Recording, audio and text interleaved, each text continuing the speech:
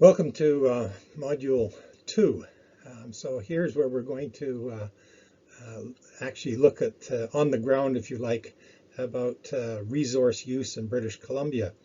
And I started this module where British Columbia really becomes resource dependent, that we rely more and more on resources and how we get resources going in this province. And it coincides after World War II.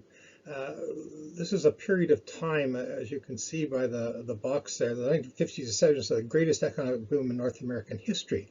And so there's a whole series of things happening throughout North America, and Canada and the United States. And you can see a number of factors. Disposable income is the highest in history. In other words, more people had more money in their jeans than ever before. So in other words, they have money to spend. But it's also, as most of you have heard, it's a period of a huge baby boom. And of course, it's also a huge immigration. And of course, when people have kids and new immigrants come, of course, then translate into a huge demand for housing. And so where's the housing going to happen? And of course, this is the beginning of suburbs. And of course, the beginning of suburbs means you're going to need an automobile.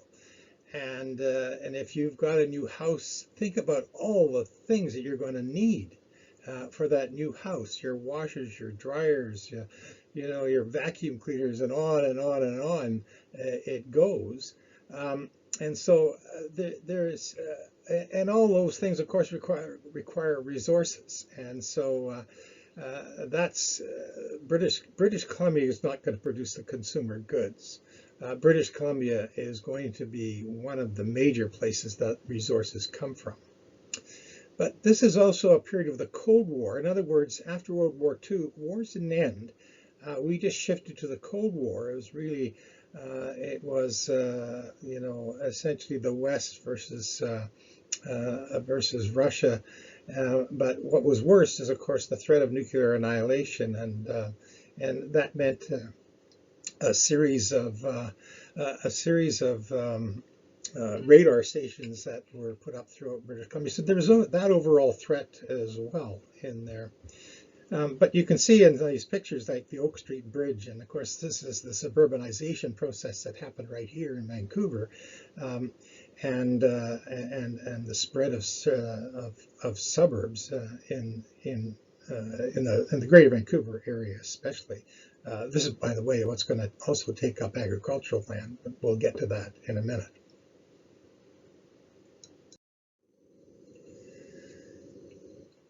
So 1951, as you can see, which is, of course, those are the census years: 51, 61, 71, and so on, every 10 years. So we have statistics for those specific years. And 1951 British Columbia is, as I said, they're profoundly rural. I mean, there's a picture of Williams Lake. There's no paved roads. There are not that many people. You can see that there's only just over 1 million people. That it's only 52% urban. In other words, most people are living in rural places. In other words, what does that mean? It means that people are largely farming and into forestry and into all those things that are not really associated with communities. There are relatively few registered vehicles. So this is not a place that is really happening. There are only 3 municipalities outside of the Greater Vancouver area and Victoria that are over 10,000, and we can see that just marginally over 10,000: Trail, Penticton, and Kamloops. So we don't have big cities, and there are no provincial highway grid. So what that means is that you cannot drive from, say, Vancouver to Alberta. That highway doesn't exist. There's no electrical grid. In other words, that places like Williams Lake have electricity, but these are all piecemeal, small private electric systems throughout the province. There's no natural gas. So it's, as I say, it's a rural place. And the premier who comes in 1952 and lasts for 20 years, W.A.C. Bennett, his slogan is "Make the interior as modern as Vancouver and Victoria."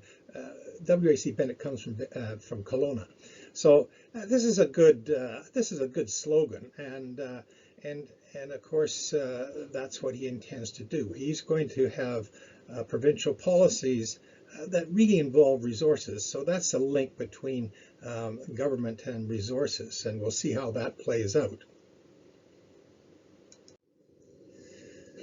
So, not terribly different from previous premiers.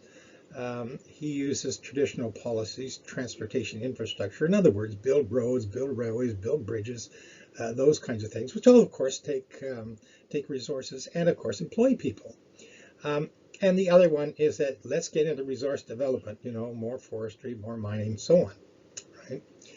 What's a little bit unusual is that he reinvents the railway era.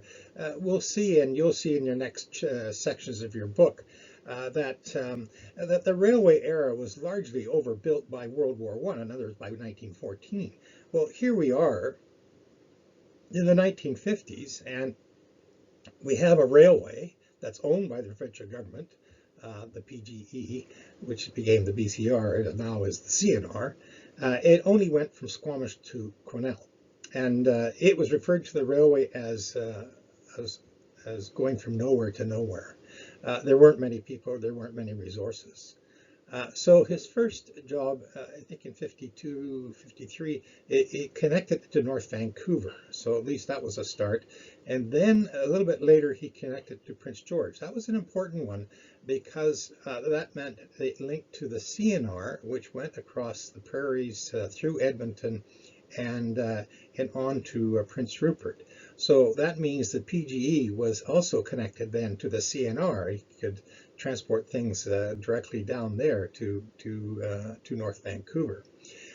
He later pushed that railway up into the Peace River and Dease Lake region. In other words, to Fort St. John, Dawson Creek, eventually Fort Nelson and Fort St. James. And so it's kind of an interesting look at his infrastructure projects because, of course, as you promote roads, and you can see here the number of roads and number of vehicles, is that they become in competition with rails. So you, in a sense, you're creating the competition by building both. Well, you can see that the number of vehicles, I mean, here we are, as we saw, 1950, just over a couple of 100,000. But by 1975, you go like 1.5 million. So the number of vehicles, which of course is symptomatic of the move to the suburbs. And so we have this huge number of vehicles. And by vehicles, we also mean trucks and buses and commercial vehicles. And you can see the roads, and you can see going from 33,000 kilometers to 46, which doesn't sound like it's huge, but it is huge. And the reason it's huge is because those roads in 1939 were just basically dirt roads, and often impassable in wintertime. By 1965, those roads are paved. And so one often heard the comments at election time as the politics of pavement, as they paved more roads and opened up more and more of the interior in the province. And of course, the other thing, as we saw with that, is that roads need bridges and tunnels. And so here we have things like the Lions Gate Bridge, which used to be a private bridge that was built by the Guinness family. And the Guinness family, as many of you know, is famous for its beer. They still own property up on the British properties. So the provincial government purchased that and remained, the tolls remained, and that was a pattern that happened, is that until the next election, and then the tolls would be removed. And so this is where the Kelowna connector came in, the Dease Island Tunnel, and on and on. So this was a huge part of him getting re-elected time and again. But these are very, very prosperous times, as we started out by saying. So the traditional policies of transportation, you can see, are going full on, but there is also resource development. One of the things that got handed to him in a way the Kenny Dam. The Kenny Dam, alkine aluminum smelter, that ultimately locates in Kitimat. They got permission from the federal government before W.C. Bennett was even there on the scene to dam the Nechako River, and the Nechako River flows into the Fraser, so it's a major carrier of salmon. So see that resource management issue here? We're going to dam the river. Salmon won't be able to go up any further than that dam, and so they're going to reverse the flow of that water and build a tunnel right through the Coast Range Mountains down to Camano. And at Camano, there's a powerhouse producing, I think, about 900 megawatts of electricity, which was a lot in those days.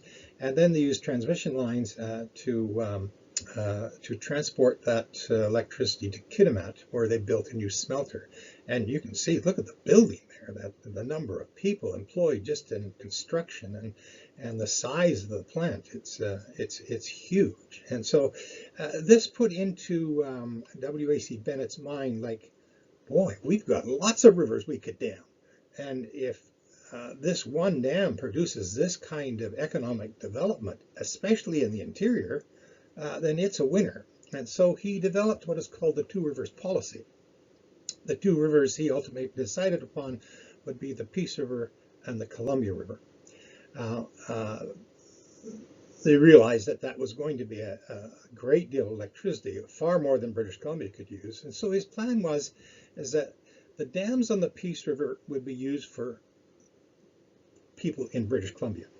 And the dams on the Columbia River, you notice how the Columbia River flows into the United States, that what he would do is sell what they call the downstream benefits. In other words, the Americans were willing to build the dams on the Columbia, and they had the need not just for power, but dams also hold back water, because the Columbia has produced some terrible floods, not only within British Columbia, but of course south of the border. And so the Americans saw the advantage of having a series of dams. And again, that building dams is one side of it, is the economic side, but the other side is, of course, what happened to all the fish? And of course, that means those fish runs are no longer in existence. But there's another interesting story to the Two Rivers policy, which is that, and I mentioned earlier, that the power in British Columbia essentially was through private power. And so BC Electric was the major player in the game. And so the government got BC Electric to agree to buy Peace River power for British Columbia, and they agreed to it. But then they said, you know what, I don't think we want that power. We think that maybe Columbia River power might be cheaper, or coal from Hat Creek, which is near Kamloops, would be cheaper to produce power from there. And then I have to say that was the end of BC Electric, and that's how we ended up with BC Hydro, because W.E.C. Bennett simply took over BC Electric, and so that's how we got BC Hydro to this day. So that was one approach, which is electric energy as a resource. But there are many, many other mega projects. In other words, huge projects that took place in British Columbia at this time. Oil was discovered, and we built the Trans Mountain Oil Pipeline. Much of the oil came from Alberta, but British Columbia could feed into it, and it did. One of the contentious issues is that it had to go through Jasper National Park, and of course, parks are a bit sacred. And at this point, this is where, since it was going from Alberta into British Columbia, the federal government stepped in and said, oh, this is now a jurisdiction of the federal government, and we're going to give you permission to go through Jasper National Park, and it ended up in Burrard Inlet. But another branch also went down to the Cherry Point Refinery in Washington. The real push for this pipeline were the Americans, because you see, this is 1953, and this is when we talked about the Cold War. Well, sometimes it became a hot war, and this was the Korean War. And so they needed a West Coast port outlet, which became Cherry Point, for that Korean War. And so essentially built mostly in Canada. As it turned out, the more we searched for oil and all the oil rigs, the more we found natural gas. And so much so that we ended up with, you can see West Coast transmission natural gas pipelines. We started pipelining it everywhere, right down through the interior to and exporting to the United States. Another line through the Okanagan, another line through the Kootenays, another line over to Kitimat and to Prince Rupert. And so this is how we ended up with natural gas as an alternative source of energy for British Columbia. So oil and gas was one area, but there's also a major shift in the forest industry at this time. What happens is that new technology, in other words, road-based technology, and which means the truck, logging trucks, it's a combustion engine, and the combustion engine also means the chainsaw.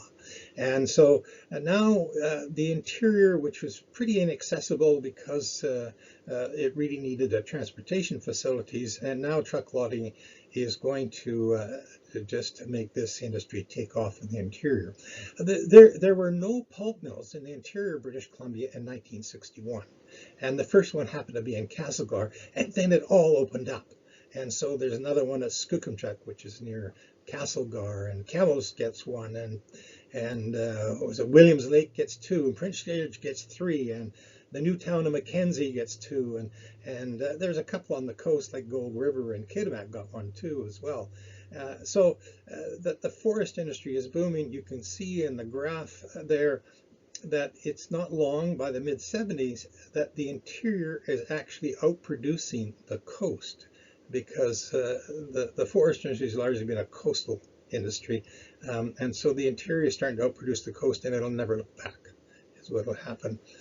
But Bennett wasn't just happy with hydropower and oil and gas and forestry, which was the #1 industry in this province, but mining.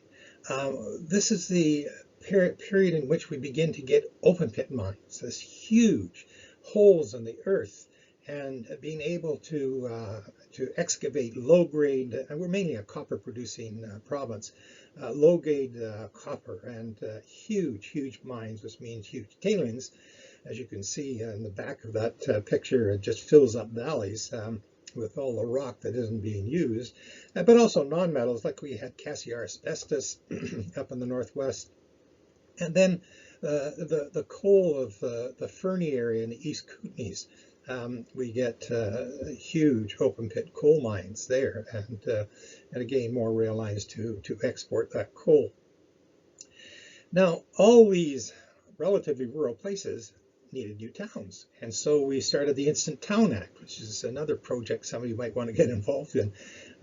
In the old days we had company towns, and they were pretty bad things, and so this government wasn't going to have the ownership of those towns by companies, and so the Instant Town Act ultimately produced what you might almost call normal towns on the frontier.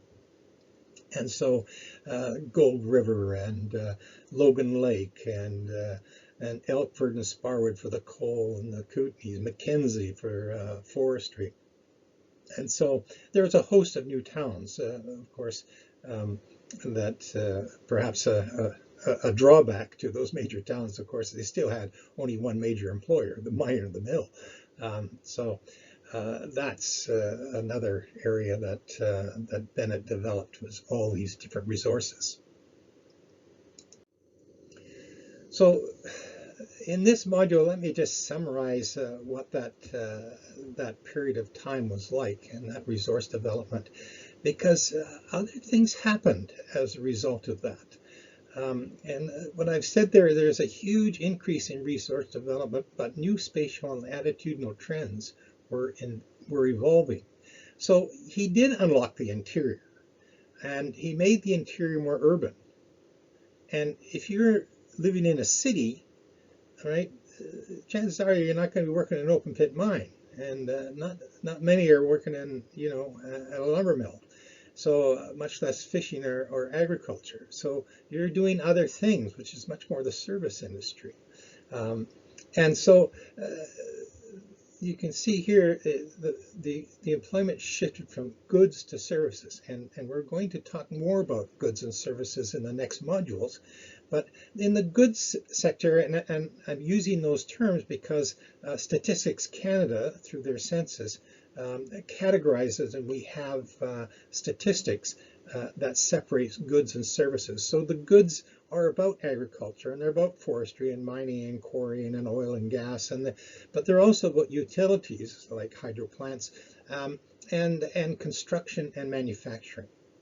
Whereas services, of course, are all the kinds of things such as education and lawyers and medical services and all the sales that take place, and nowadays, of course, it's about software services and so forth. So those are things that are usually associated with urban areas, and I put what happened here in terms of population. You can see in that 20 years, 51 to 71, the population nearly doubles, and so we now have over 2 million people in that time.